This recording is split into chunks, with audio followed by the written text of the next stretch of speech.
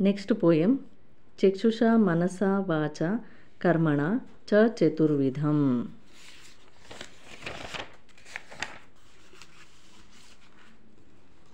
ప్రసాదయతి లోకం యస్తం లోకోను ప్రసీదతి. Poet introduction రాయాలి. So poet introduction already last 3 పోయమ్స్లో చెప్పాను. సేమ్ లెసన్స్ ఆదుపడుతున్నాం కాబట్టి సేమ్ పోయెట్ ఇంట్రడక్షన్ ఉంటుంది. ఒక లాంగ్వేజ్లో రాస్తే సరిపోతుంది, ఇంగ్లీష్ ఆర్ తెలుగు. మీరు ఏ లాంగ్వేజ్లో ఈజీ అనుకుంటే ఆ లాంగ్వేజ్లో రాసేసేయండి.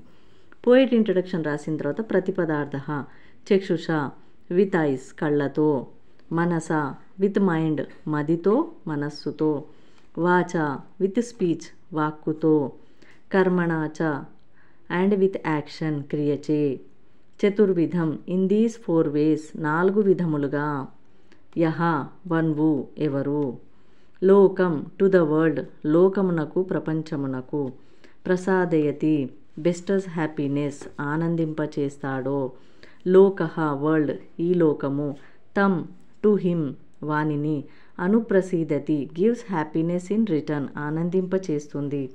For a person who bestows happiness to the world through 4 means like eyes, mind, speech and action, even the world also given him the same happiness in return.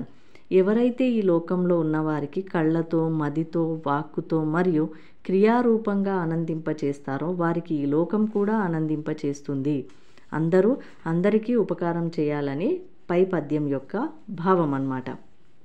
అయితే ఈ పోయంలో చూసుకోండి మీరు, చక్షుష మనస వాచ కర్మణ అంటే వాచ అంటే వాక్కు, ఓకేనా. సో మాటలతో అని గుర్తుపెట్టుకోవాలి. ఓకే. మనస అంటే మనస్సుతో, కర్మణ అంటే చేసే పనులు, మనం ఏవైతే చేసే క్రియ చేయనిచ్చారు కదా ఇక్కడ, సో పనులు అన్నమాట. సో ఇలా గుర్తుపెట్టుకుంటే ఈ 3-4 words గుర్తుపెట్టుకుంటే ఈ పోయం యొక్క మీనింగ్ మీరు రాయగలుగుతారు, భావం.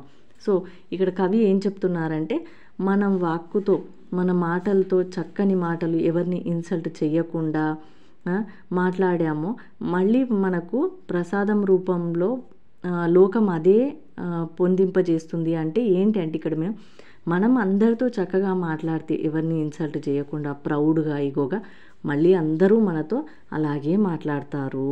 అవునా కదా. సో మనం చేసే పనులు కూడా సో ఎలా ఉండాలంటే ఒకరికి హెల్ప్ అయ్యేట్టుగా ఉండాలి. మనం చేసే పనుల వల్ల వాళ్ళకి నష్టం జరగకూడదు, లాభం జరగకపోయినా సరే కానీ నష్టం జరగకూడదు, ఎప్పుడు కానీ హెల్ప్ చేసే విధంగా ఉండాలి.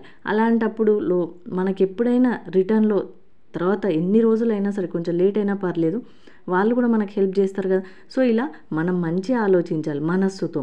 ఎప్పుడు కానీ మన మనస్సుతో ఎవరికైనా మంచి జరగాలని ఆలోచించాలి, కానీ చెడు జరగాలి అని మన ఆలోచన కూడా ఉండకూడదు అనమాట. అలాంటప్పుడు భగవంతుడు మనకి ఈ లోకంలో మనం ఏవైతే అందరికీ కలగాలి చెయ్యాలి అనుకొని చేస్తామో అవే రిటర్న్ బ్యాక్ మనకు కలుగుతాయి అని ఈ పోయం యొక్క మీనింగ్ అనమాట. అది ఈ విధంగా మీరు రాయాలి. యాజ్ ఇట్ ఈజ్ ఇలా అనే రాయని అవసరం లేదు, కొంచెం ఓన్గా కూడా మీరు గుర్తొచ్చి రాస్తే సరిపోతుంది. ఎందుకంటే ఇవే వర్డ్స్ ఇలాగే ఈ సెంటెన్స్ తర్వాత ఇదే రాయాలేమో అని అనుకొని మీకు ఒకవేళ పిల్లలకి ఎలా అంటే ఒక్కోసారి ఒక వర్డ్ గుర్తు రాకపోతే అక్కడే ఆగిపోతారు. అలా ఏం లేదు, మీ ఓన్గా కూడా సెంటెన్స్ ఫార్మేషన్ కరెక్ట్గా ఉండి కొద్దిగా ఓన్గా కూడా యాడ్ చేసి రాయొచ్చు అనమాట. ఓకేనా. ఇంకా దీంతో ఈ పోయం మీనింగ్ కంప్లీట్ అయిపోయింది.